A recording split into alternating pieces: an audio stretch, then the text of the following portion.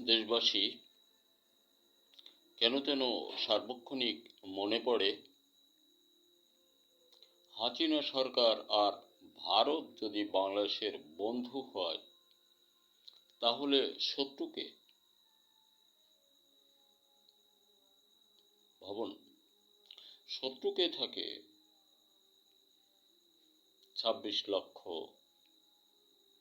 মানুষ বিদেশ থেকে এনে, ভারত থেকে এনে এদেশে চাকরি করান। এদেশের মানুষ চাকরির জন্য কি করে ওনার এটা জানা নেই। ওনাদের জানা ছিল এটা সেটা, এভাবে সেভাবে যেটা জানা ছিল সেটা ওনারা করেছেন। ঠাঁই হবে না, যেখানে যাবেন ওখানে ওই দেশটাকেই জলাঞ্জলি দেবেন। ওই দেশের মানুষ চলবে, কারণ অত্যাচার, অসাধারণ যন্ত্রণাদায়ক মানুষ, হত্যাকারী, মানুষের হক মেরে খাওয়া, এ মানুষটাকে তার স্রষ্টাই পছন্দ করেন না। ওখান থেকেই অভিশাপ আসে। স্মরণ রাখবেন, জাতিকে কি করেছেন ১৬টি বছর, ১৮টি বছর, ১৬টি বছর কি করেছেন, কি করে গেছেন। এটা কি কোনো মানুষ কাজ? কোনো মানুষ করে মানুষকে নিয়ে?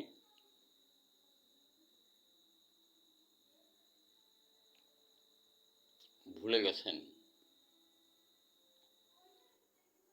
তাই আজ এ বদলা নিতে হচ্ছে।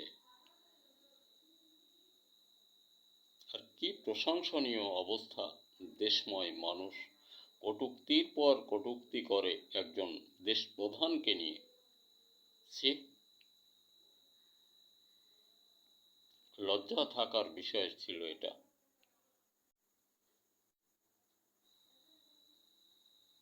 ভুলে গেছেন দেশকে নিয়ে, জাতিকে নিয়ে কোথায় তুলেছেন এতটা বছর। এদেশের মানুষের অন্ন রিজেক্ট খাওয়াইছেন যাদেরকে, তাদের ঘরে উঠেছেন। একটা জাতির মুখে কি মেরেছেন? যেটা মেরেছেন জাতিকে নিয়ে, যেটা করেছেন ওটা আপনাকে পেতে হবে। নির্ভুল, ভুল হবে না। আর হত্যাকারী ঠাঁই নাই। একটা খুন করলে যাবজ্জীবন, শত শত করেছেন, হাজার হাজার করেছেন, এটা প্রমাণ করে এখন দেশের মানুষ। দেশের সম্ভ্রান্তশালী, ক্ষমতাসীন তৎকালীন সময়ের সৈনিকগুলা মেরেছেন। কার কথায় মেরেছিলেন? কি মেরেছিলেন জানেন? অজ্ঞ মূর্খের মতো কাজ করেছেন।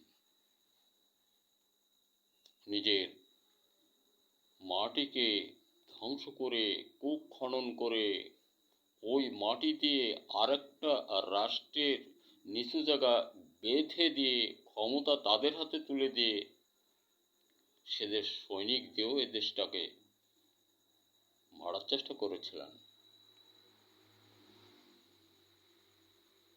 আমরা মূর্খ মানুষ, আমাদের জ্ঞান চেতনায় যেটা আসে এটাই বলি।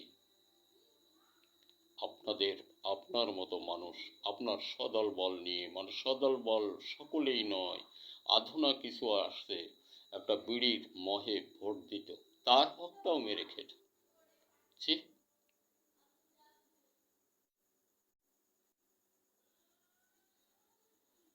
ভ্রান্তির পথে তুমি তোমার কাছে প্রশ্ন করে দেখো, কি পেতে পারো?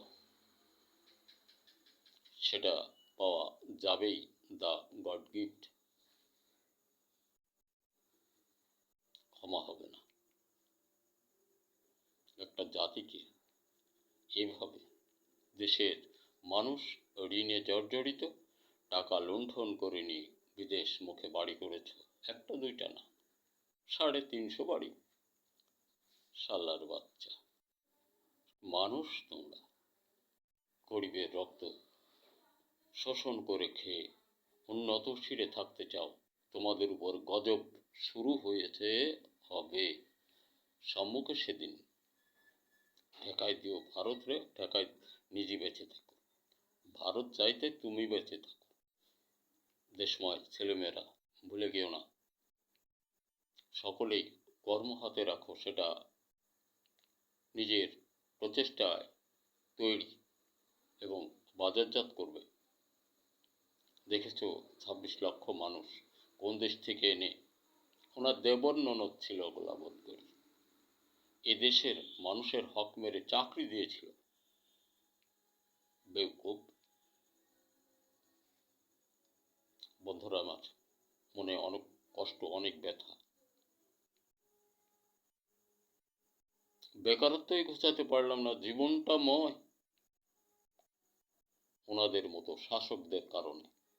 ন্যায় ন্যায্য পথে থেকে থাকতে।